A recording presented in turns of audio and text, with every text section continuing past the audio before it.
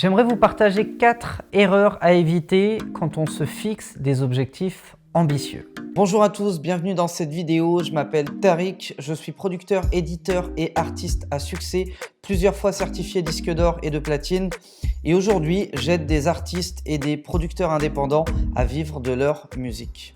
Lorsqu'on est artiste ou producteur indépendant, on aspire à faire de grandes choses. On aspire à marquer l'histoire, à laisser notre trace. C'est pour ça qu'on fait des albums, qu'on fixe sur support physique son art, sa créativité, sa musique. Et du coup, on a forcément des objectifs plus ou moins ambitieux. Certains vont les mesurer en argent, d'autres les mesurer en score de vente, en score de vues, en nombre de concerts, en public atteint, en fanbase, etc., etc. Peu importe la nature de l'objectif, dès lors que l'objectif est ambitieux, il y a 4 erreurs à éviter si vous voulez être certain de bien atteindre ses objectifs. La première erreur, c'est de rater sa cible. C'est quoi? C'est quand on se fixe un objectif qui, en réalité, n'est pas en adéquation avec nous-mêmes. Il y a des gens qui, par exemple, vont se fixer des objectifs beaucoup trop bas. Pourquoi? Parce qu'ils souffrent d'un manque de confiance en eux ou tout simplement parce qu'ils ont un entourage qui les tire pas ou en tout cas les pousse pas vers le haut et ils vont se dire, bah voilà, mon objectif à moi, c'est tout simplement de sortir un album. C'est tout. Ça marche pas, je m'en fous. Mon objectif, c'est de sortir un album. Et puis, t'as, à côté de ça, l'artiste à l'ego surdimensionné qui va se dire, mon objectif à moi, c'est d'être le nouveau numéro 1 mondial au Billboard US. Complètement décorrélé de la réalité, du fait qu'il habite dans un patelin, qu'il n'a pas un rond, qu'il n'a pas sorti encore un seul projet, etc., etc. Donc du coup, à chaque fois que vous êtes dans une situation où vous allez dans deux extrêmes, soit un objectif trop bas, soit un objectif trop haut, vous êtes quasiment certain de rater votre cible. Pourquoi? Parce que pour qu'une cible soit atteignable, on ne va pas revenir sur tous les cours de la méthode SMART, etc. Mais il faut que votre cible, vous puissiez la visualiser. Il faut que vous soyez capable de voir le point d'arrivée et que du point d'arrivée, vous soyez capable de constituer un plan d'action qui va partir de maintenant jusqu'à la cible que vous souhaitez atteindre. Et quand on se fixe un objectif trop bas, le plan d'action est trop simpliste et du coup, on est incapable d'évaluer le bon degré de motivation qu'il faut pour atteindre cet objectif. Et quand l'objectif est beaucoup trop haut, on va commencer à mettre en place des actions, des efforts, on va vite se rendre compte que c'est totalement impossible, c'est hors de notre portée maintenant et on va considérer du coup que c'est hors de notre portée à jamais. Alors que, c'est un exemple que j'aime bien donner, dans le sport, par exemple, si vous vous dites j'ai envie d'être capable de porter 100 kg en développé couché, vous n'avez jamais fait de développé couché de votre vie, vous êtes un gringalet, vous vous mettez sous la barre, vous essayez 100 kg, ça passe pas. Vous allez essayer 2-3 fois et après vous allez vous dire non, c'est pas pour moi et vous n'allez jamais réessayer de votre vie. C'est pareil pour les arts martiaux. J'ai eu la chance de pratiquer l'aïkido, j'ai vu beaucoup de gens démarrer l'apprentissage et au bout d'un mois ou deux s'arrêter. Pourquoi? Parce qu'ils étaient incapables de manipuler les techniques de base. Sauf que quand ils sont arrivés, leur ambition c'était pas d'apprendre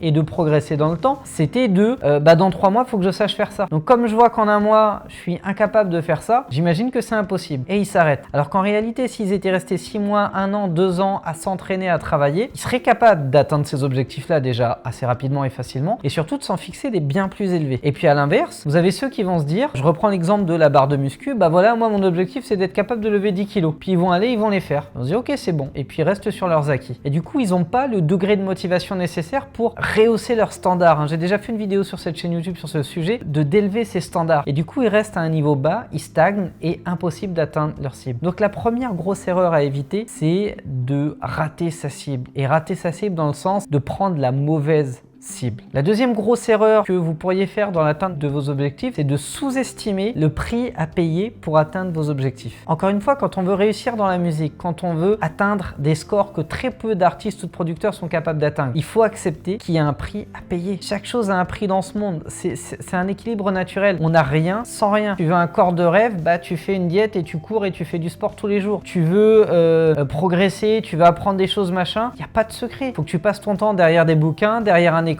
à des séminaires, des formations et que tu t'instruises. Tout demande un prix. Donc pour l'atteinte de vos objectifs, un des principaux freins à votre réussite, c'est que vous allez peut-être mal mesurer les efforts nécessaires à poser tous les jours avec constance pour réussir à atteindre justement l'objectif que vous vous êtes fixé. Troisième erreur que je croise beaucoup chez des artistes et producteurs qui ont déjà un niveau de notoriété important mais qui sont pas encore à l'atteinte où ils ont explosé, c'est que ils passent trop de temps à regarder la concurrence. Au lieu de se concentrer sur leur leurs efforts à eux, leur travail, leur parcours. Ils passent du temps à regarder ce que fait un tel, ce qu'a sorti un tel, ce qu'a dit un tel, dans quel style va orienter son album cet artiste-là, etc., etc. Malheureusement, c'est le meilleur moyen de retirer son focus et de s'éparpiller. Donc le troisième petit conseil que j'aimerais vous donner pour faciliter l'atteinte de vos objectifs, c'est de ne pas regarder ce qui se passe à côté. C'est de mettre des œillères et de courir, de sprinter, de foncer tout droit jusqu'à la ligne d'arrivée sans regarder ce qu'un tel fait, sans regarder ce qu'un tel dit, sans regarder ce que les autres vont choisir comme solution, parce que très souvent, vous allez voir des choses qui sont décorrélées de la réalité. Quand j'affectionne par exemple le parcours d'un artiste ou d'un producteur, plutôt dans mon cas, et que je regarde son compte Instagram, je vois pas la réalité, je vois du rêve. Il me vend une vie de rêve. Il me vend sa nouvelle Rolls ou sa nouvelle Lambo, il me vend sa grosse collaboration en studio, son nouveau disque de diamant, etc., etc. Par contre, il me vend pas les heures et les heures et les heures qu'il a passé en studio à rechercher son son comme dans un laboratoire, à travailler, à tester, à essayer. Il me vend pas les 4000 prods qu'il a jetés à la poubelle pour garder la prod qu'il a placée dans l'année, qui lui a amené son disque de diamant, etc., etc. Donc ne vous comparez pas aux autres et ne regardez pas ce que font